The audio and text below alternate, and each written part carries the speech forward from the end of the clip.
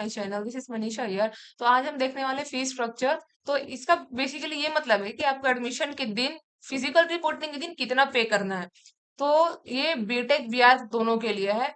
तो यहाँ पर देख सकते हैं ट्यूशन फीस, सब ये सब दुनियादारी सब फीस मिला के, सारे फीस मिला के आपको टोटल 1,07,800, 1,07,800 है। और फिर सेकेंड सेमेस्टर का रहेगा 70,300। तो इसका ये मतलब है कि 1,78,7,800 जो है ना, आपने जितने पीएएफ एसएएफ पे करा, पीएएफ एसएएफ पे करा, उसको कट करके जितने भी अमाउंट बचेंगे ना, वो उतने आपको एडमिशन के टाइम पर पे करने होंगे। ये किसके लिए? जनरल और ओबीसी वाले के लिए है। जनरल और ओबीसी वाले को 1,07,800 पे करना होता है एडमिशन के टाइम पर, जिसमें एसएफ पीएफ दोनों इंक्लूडेड है। तो उसको आप लोग इसमें से माइनस कर लेना, जितना भी आपने पे किया होगा, जितना भी आपने पे किया होगा सबको माइनस कर लेना। फिर जो अमाउंट बचेगा ना 1,07,800 में से आपको वो पे करना रहेगा एडमिशन और फिजिकल रिपोर्टिंग के दिन, ठीक है। तो आप ये बात ध्यान में रखिएगा, ये बहुत इंपॉर्टेंट है ना। जितना भी अमाउंट बचेगा उतने आपको। और हाँ, एक बहुत इंपॉर्टेंट पॉइंट है कि ये सारे जो फीस है वो ऑनलाइन ही पे किए जाते हैं। ऑफलाइन ये एक्सेप्ट नहीं किया जाता। इसको आप लोग को ना ऑनलाइन ही पे करना पड़ेगा, जैसे net bank, credit, debit card, UPI, जो भी आप पे कर सकते हो, जैसे भी आप पे कर सकते हो, ऑनलाइन ही पे होता है ये। तो यहाँ पर लिखा है the above fee structure is semester wise since the receivable amount of the allotted candidates from JoSAA CSAB is less than the first semester fee. तो देखो, आपको जितने भी अपने जोसा या सीसेब में काउंसलिंग के लिए पे करा रहता है ना, वो हमारे फर्स्ट सेमेस्टर के फी से कम होता है। तो उसमें से ना जितना भी बाकी बचा रहेगा ना 1,07,800 में से, तो वो आपको पे करना होगा कितने टाइम पे? आपको एडमिशन के टाइम, फिजिकल रिपोर्टिंग के दिन ही आपको पे करना है। और मोस्ट इंपॉर्टेंट, ऑनलाइन पे करना है, ऑफलाइन नहीं लिया जाएगा, ऑनलाइन पे करना है। ये बात आप लोग ध्यान रखिएगा। किसी भी कॉलेज का हो, किसी भी एनआईटी का हो, ट्रिपल आईटी का हो, जीएफटी किसी का भी हो, जीएफटी का मैं नहीं बोल सकती, सॉरी। तो बाकी जितना भी एनआईटी, ट्रिपल आईटी, ये सब आपको ऑनलाइन ही पे करना होगा, ऑफलाइन नहीं एक्सेप्ट किया जाएगा यहाँ पे। और अच्छा होगा कि आप लोग ना जिस अकाउंट से ऐसे पीएफ पे किए हैं ना, उसी अकाउंट से ट्रांसफर करें, ताकि थोड़ा सा ईज हो आपके लिए बाकी चीजें।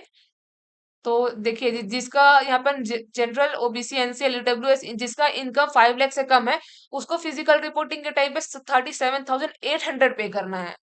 फिजिकल रिपोर्टिंग के टाइम में 37,800 पे करना है, ओके। और जनरल, ईडब्ल्यूएस, एनसीएल, तो ओबीसी, और जिसका इनकम 1 लाख से 5 लाख के बीच में है, उसको कोई भी फी पे नहीं करना होगा फिजिकल रिपोर्टिंग के टाइम पे। और जिसका इनकम 1 लाख से भी कम है, जनरल, ओबीसी, एनसीएल, ईडब्ल्यूएस, उसको कोई भी फी नहीं पे करना पड़ेगा। इसको कोई भी पे नहीं करना पड़ेगा। जितना भी इन लोगों ने काउंसलिंग के टाइम दिया है उतने में ही इन लोग का हो जाएगा। और एससी, एसटी या पीडब्ल्यूडी, तो इन लोग को 15,300, एससी, एसटी, पीडब्ल्यूडी वाले लोग को 15,300। क्योंकि हम लोगों ने जो ऐसे पीएफ पे किया रहता है ना, तो उस वो कंप्लीट नहीं होता है हमारे फर्स्ट सेमेस्टर की फीस से। तो इन लोग का तो ट्यूशन फी रेमिशन होता है ना, तो इसलिए ना इन लोग का ना जितना हॉस्टल फीस का होता है ना, तो ऐसे पीएफ के बाद भी वो कंप्लीट नहीं होता है। तो इसलिए 15,300 लगेगा आपको फिजिकल रिपोर्टिंग के दिन, एडमिशन के टाइम पे, जो कि 20 तारीख से 25 तारीख के बीच आपको पे करना रहेगा। कितना भी फीस बचा हो, आपको इस बीच में ही पे करना है, ओके। और ना ध्यान रखिएगा कि जनरल, ओबीसी, जिन लोग का इनकम ना 5 लाख से ऊपर है, उन लोग को ना 1,07,800 ही उन लोग का फर्स्ट सेमेस्टर का फीस है। जो ऐसे पीएफ को काट के आपको जितना भी अमाउंट बचेगा, वो आपको फिजिकल रिपोर्टिंग के दिन एडमिशन के टाइम पर पे करना होगा ऑनलाइन। और सेकंड सेमेस्टर का जो फीस है ना, जितना भी बचा रहेगा, जैसे ये सेकंड सेमेस्टर का फीस है, ये होगा, किसके लिए होगा ये? ओबीसी जनरल वालों के लिए। तो ये आपको सेकंड सेमेस्टर का रजिस्ट्रेशन होगा ना, उस टाइम पे पे करना पड़ेगा। S C S T PW और इन लोगों को ना नहीं करना पड़ेगा, क्योंकि हॉस्टल फीस ईयर में एक बार ही एक साथ लिया जाता है। तो इसलिए इन लोगों को दोबारा पे करने का जरूरत नहीं पड़ेगा, बस रजिस्ट्रेशन करना पड़ेगा उस टाइम पे।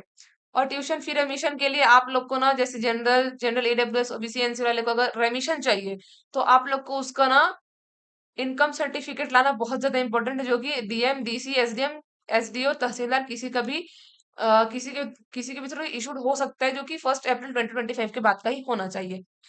तो ये था हमारा फीस स्ट्रक्चर, जो आपको इन जो आपको मोस्ट इम्पोर्टेंटली फिजिकल रिपोर्टिंग के टाइम, एडमिशन के टाइम पर पे करना। तो आप लोग को इतना अमाउंट एकदम मस्ट है अपने साथ लेके आना, एकदम मस्ट है, आपको लाना पड़ेगा इतना अमाउंट। फिजिकल रिपोर्टिंग के दिन ही ऑनलाइन पेमेंट होगा। तो ये रहा आज का वीडियो। मिलते हैं नेक्स्ट वीडियो में। कोई भी डाउट है तो कमेंट करिएगा। Tell them bye bye, take care.